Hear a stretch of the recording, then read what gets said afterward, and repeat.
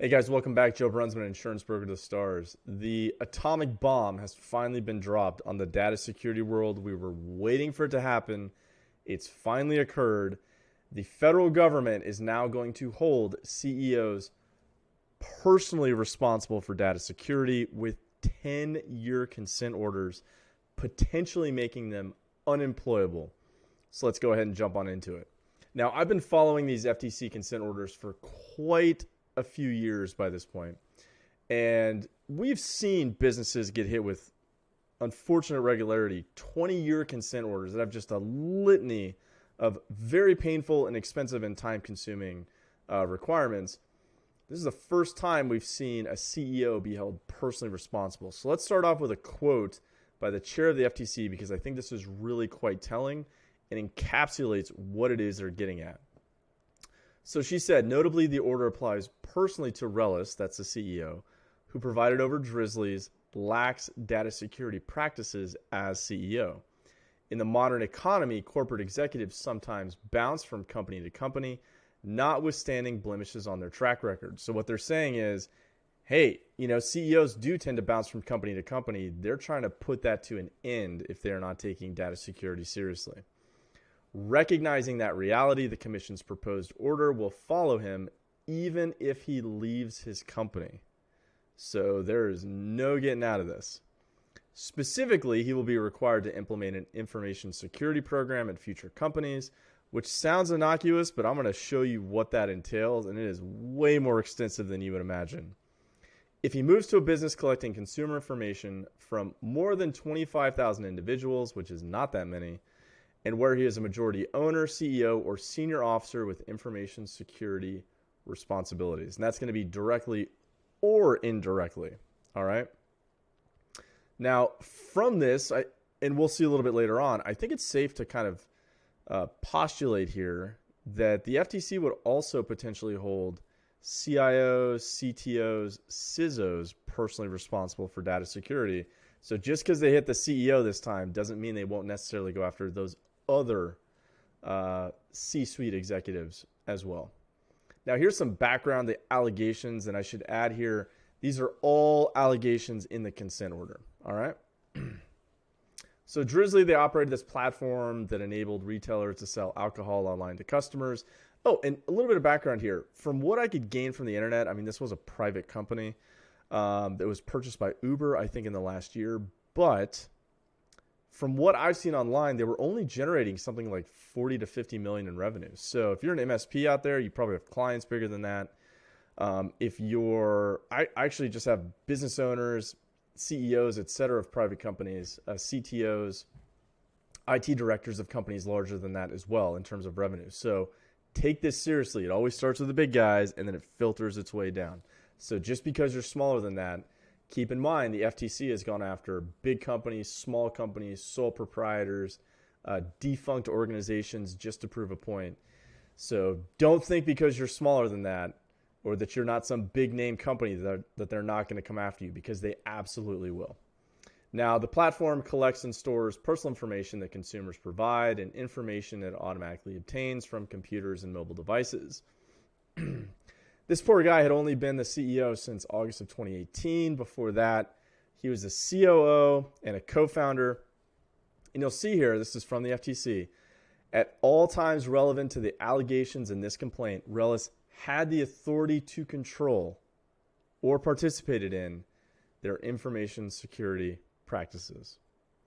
Now, why do I think this is a big deal? So to reiterate, to the best of my knowledge, this is the first time that a CEO has been held personally responsible for data security in a cyber event. This consent order that I'm going to plow through here in a minute, it's going to follow the CEO for the next decade, potentially making him unemployable. Now, obviously, this is expensive for the business. The business is dealing with a 20-year consent order, but this is also going to be really expensive potentially for the CEO. And keep in mind that the costs to comply with this are likely uninsurable in a cyber insurance policy or really any other insurance policy that I'm aware of. So this is just coming out of the profits of the organization. And it could render the CEO unemployable for the next 10 years, as I said before. So what are the background allegations here? So they use this third-party service called Amazon RDS to host their production database environment. What did that database contain? Names, email addresses, postal addresses, phone numbers, unique device identifiers, order histories, partial payment information, geolocation, consumer data, so income level, marital status, gender, ethnicity, children, blah, blah, blah. Why is that important? They didn't put in there, hey, they had tons of social security numbers. They didn't put in there, hey, they had millions of full payment card information details. No, they didn't put that in there. So just because you don't have all that stuff doesn't mean this doesn't necessarily apply to you as well. Now, the database contained passwords that were hashed using MD5. It was cryptologically broken, and in hindsight now widely considered insecure. They also used the GitHub platform for the development, management, and storage of source code. So what happened? 2020, there was a breach. This was like July, I believe, of 2020. That was when the breach occurred. But back in 2018, this company executive, apparently not the CEO, he was given access to the GitHub repositories for a hackathon. And then following the event, they failed to monitor and terminate that access, even though it wasn't needed. Drizzly failed to require unique and complex passwords, MFA or SSO, that's single sign-on. The executive's GitHub account had used a password that he had previously used for other personal accounts and didn't use MFA even though it was available. So once again, if MFA is in your organization, 100% compliance. Do not let anybody slip through the cracks, regardless of situation. Now, moving on here, July 2020, malicious actor accessed the executive's GitHub account. He just reused credentials from some other breach where he found that data. Then he used that GitHub account to access the repositories, which had source code. He used that to find vulnerabilities in Drizzly's software. He was also able to access in those same repositories AWS and database credentials. So he downloaded the personal information of about 2.5 million consumers, which unfortunately in the grand scheme of things is once again not that big of a breach. So things that popped into my mind as I was going through this was, how would the CEO know the executive was reusing a personal password? He wouldn't. How would he need access to that repository? It wasn't terminated after the event. He wouldn't know. How was he supposed to know that MD5 encryption was being used and it was cryptologically broken, so it shouldn't be used anymore? The average CEO just would have no reason to know. And all of that is to say, like, it doesn't matter. The FTC here is saying it doesn't matter. The CEO is personally responsible for the oversight of data security. They're not getting bogged down in the weeds, at least in this part. They're saying, hey, you're the boss. You're responsible. We will hold you responsible for a decade. Okay. What is required of the CEO for 10 years? And this is where you might want to put it on like 1.5 speed or 2.5 or 2 speed if you're watching on YouTube, because this is long and lengthy. Remember in the beginning when I said, hey, they have to maintain and implement an information security program, and it sounds innocuous, but it's not. Here's where I show you that it's not, because there's way more to this than you would imagine. So if he is a majority owner, acts as a CEO or other senior officer that's directly or even indirectly responsible for information security, he's got 180 days to implement this ISP, which at a minimum documents in writing the content, implementation, and maintenance of the ISP. Provide the MSP and evals to the board or senior officials at least once a year. Designate a qualified person to be responsible for the ISP. Man, I hope he's paying that guy well, because that's rough. Continuing. Assesses and documents at least once every 12 months. Internal and external risks to the security, confidentiality, or integrity of covered information that could result in the unauthorized collection, maintenance, alteration, use, disclosure, or provision of access to. So even if they're just holding on to information and there's not necessarily any type of cyber event, that's not good enough now. Misuse, loss, theft, destruction, or other compromise. He also has to design, implement, maintain, document safeguards that control for the internal and external risks to the security, confidentiality, or integrity of covered information. Continuing on, it's assess at least once every 12 months the sufficiency of any safeguards in place to address the risks. Then he has to modify based on those results. Then he has to test and monitor the effectiveness of the safeguards in place at least once every 12 months, modify based on the results. Such testing and monitoring must include, and you just see the costs, just ratcheting up here. Vulnerability testing of their network and applications once every 4 months. Penetration testing of their networks and applications at least once every 12 months. Continuing on, select and retain service providers capable of safeguarding covered information they access through or receive from the relevant business. And any service provider out there is going to charge these guys probably double or triple because they're going to have to go and hire probably somebody else to assess everything they're doing because there could be some vicarious liability here. They could get called to the carpet to testify in front of a federal agency. So that's going to be more expensive and time consuming. Contractually requires service providers to implement and maintain safeguards sufficient to address the risks. Continuing on, evaluate and adjust the ISP in light of any changes to their operations or business arrangements. And here's where it gets even more interesting. New or more efficient technological or operational methods to control for the risks identified. So if you're this organization and you're sitting there and you're going, hey, there's this new vendor or this new piece of software, and maybe we think it's only going to keep us 5% safer, but it costs 50% more than what we're using.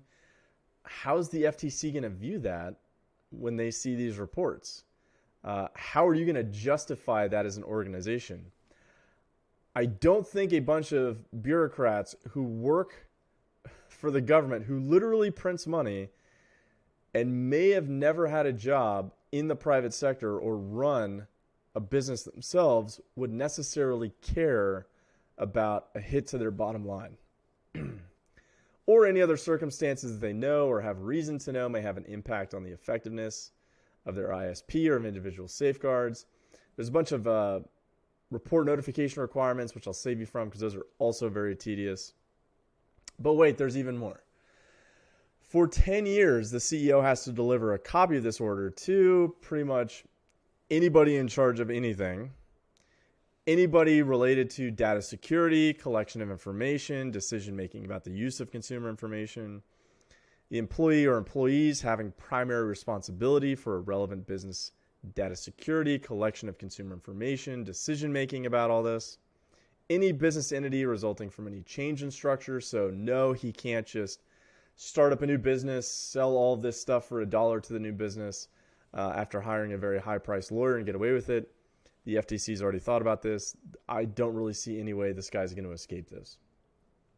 And then, for any business that Relic is a majority owner or controls directly or even indirectly, he must maintain. So we just brushed the surface of the technical requirements.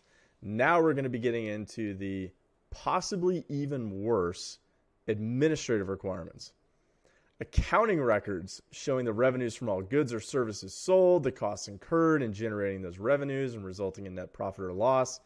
So yeah, good luck hiring a CPA firm that's going to put this together for you, because if they know that the federal government, particularly the FTC, is looking over this with an axe to grind, they're going to be having many additional partners and potentially some outside business reviewing all this information to make sure that everything is perfect. Personnel records showing for each person providing services, pretty much anything doing with data security or consumer information, whether as an employee or otherwise, their name, address, telephone number, job, title, position, date of service, and applicable, the reason for termination. But it keeps going. Copies or records of all consumer complaints related to information security, privacy, identity theft, whether received directly or indirectly, such as through a third party, and any response. A copy of each unique advertisement or other marketing material containing a representation dealing with like privacy, so data security, etc.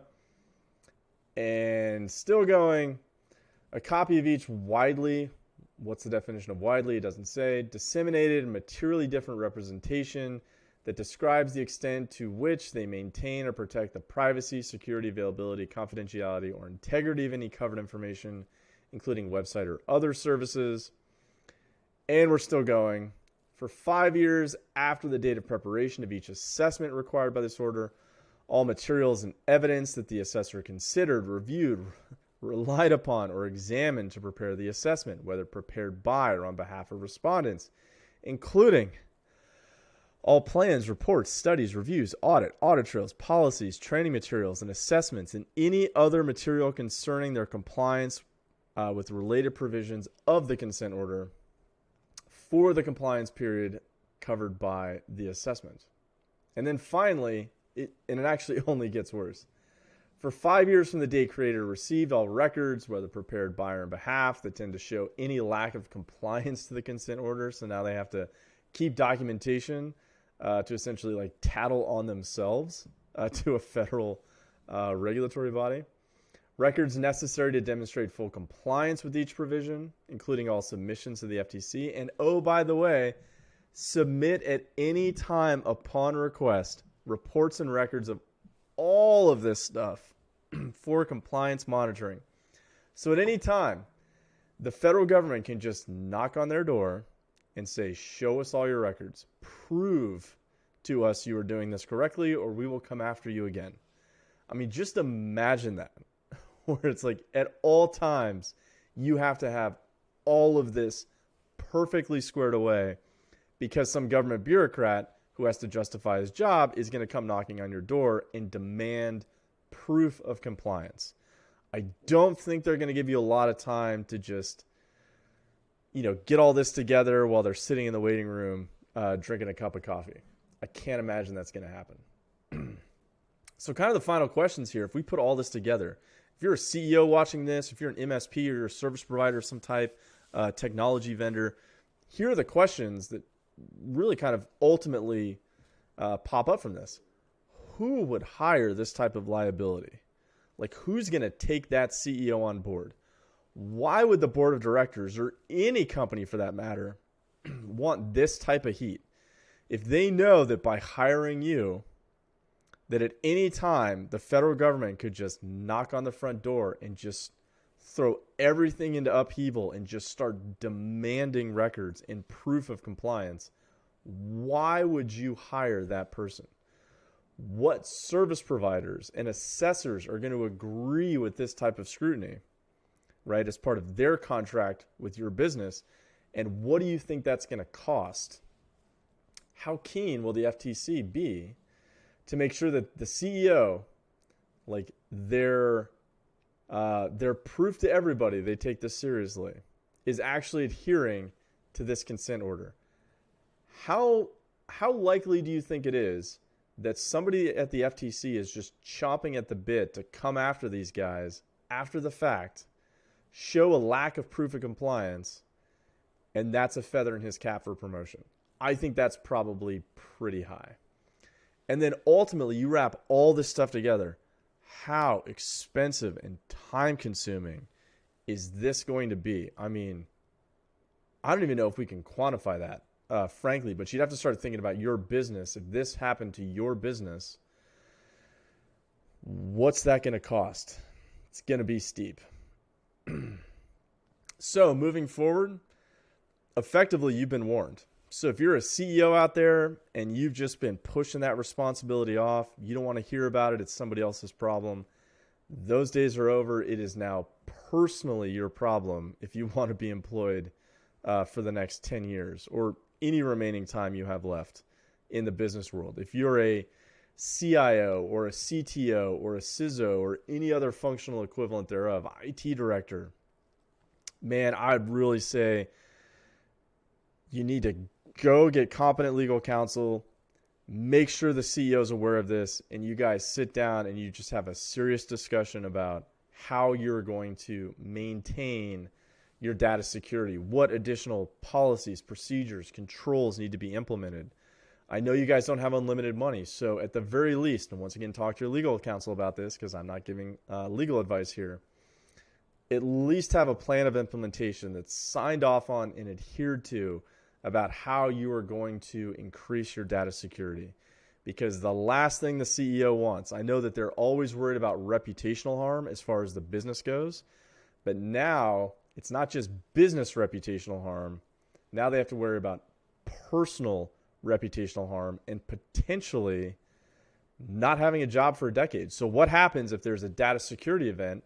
The board of directors relieves the CEO, gets somebody else in there, and now that CEO is sitting there going, man, I'm only 55. I got another 10 years to work. What the hell am I going to do? Like, what am I going to do? This thing's going to follow me around forever. You know, if you're in a field where you already have a big trove of PII, PHI, PCI, et cetera, or as you saw here, even if you don't necessarily have that information, where are you going to go and you're actually going to get hired to maintain your standard of living, to maintain your income? I don't know. But as I said at the beginning, the nuclear bomb has been dropped. So you've been warned. All right, if you found this useful, you learned something today, please like, share, comment, subscribe. Let me know your thoughts on this. And with that, stay safe.